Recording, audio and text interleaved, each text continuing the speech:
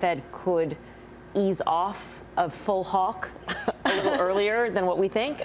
No, exactly, Melissa. The Fed has been so hawkish with their forward guidance. It's already moved the rate hike expectations. So right now, with only 4 months left in 22, we have 131 basis points of hikes priced in.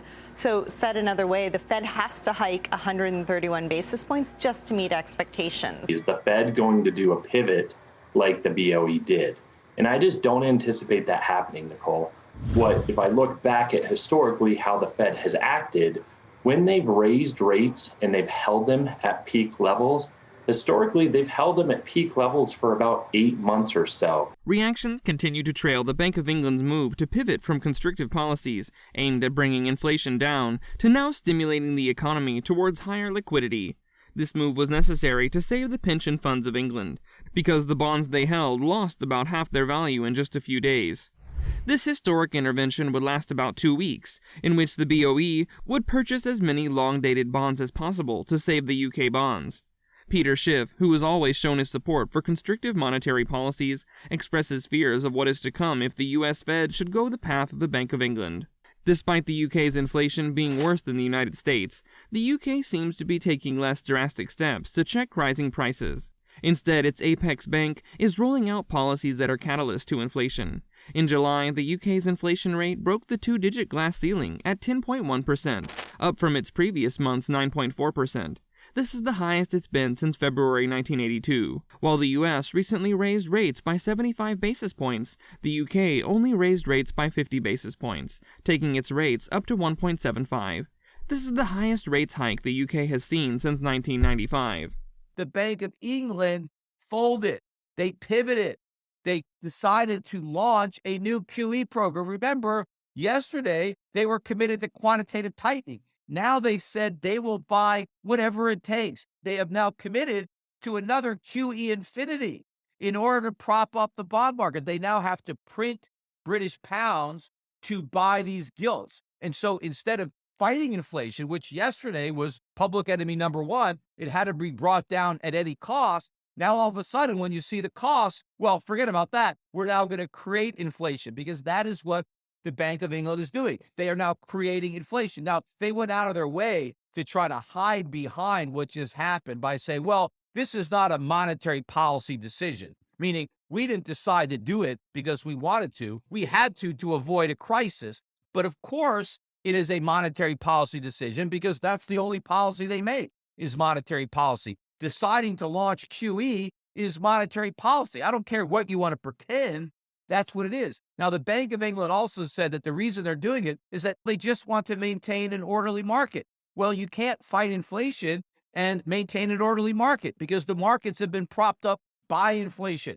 So if you're going to fight inflation, you better be prepared for a disorderly market. And until yesterday, the Bank of England was bluffing that they were, but now that their bluff has been called, they've had to show their cards, and they're holding nothing. And so inflation won. The British people now have got to accept reality that inflation is here to stay.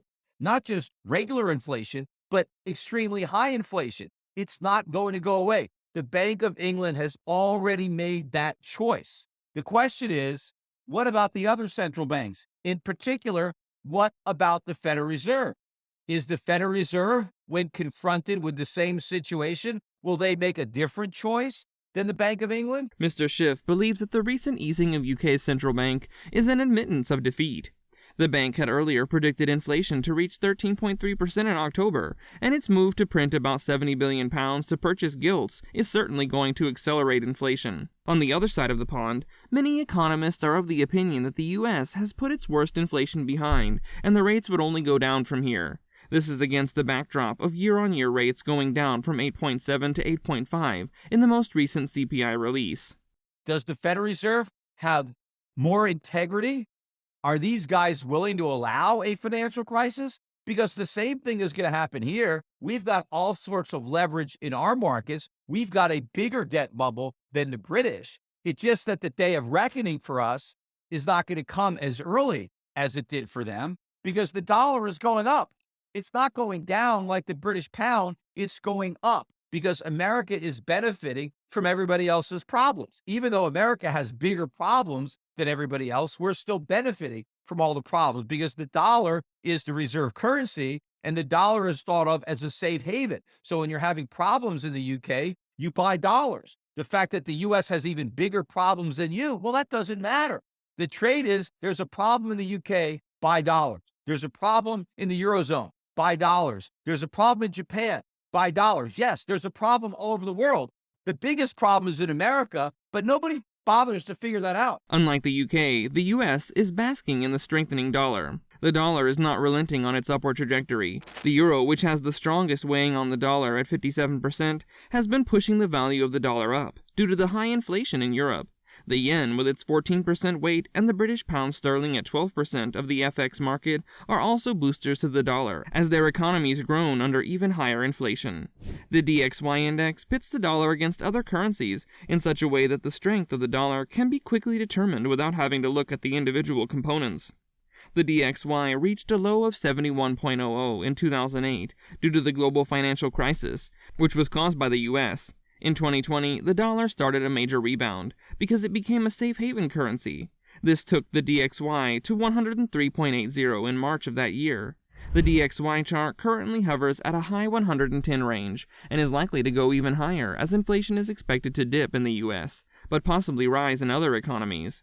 They made the exact choice that I would have expected them to make, and they made the exact choice that I do expect Chair Powell to make. I don't care how much he wants to bark about being tough on inflation. At the end of the day, he will not bite.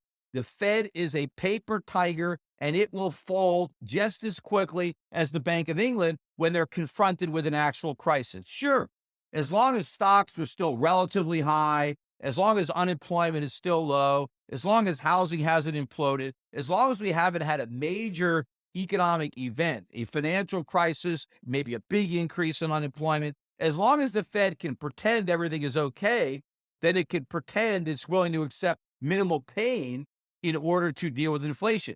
But when it's maximum pain, then the Fed will not have the stomach for that. It's going to go back to quantitative easing, just like the Bank of England. And of course, the Bank of England is probably going to stop raising interest rates, and the Fed will do the same thing. In fact, there's already indications right now.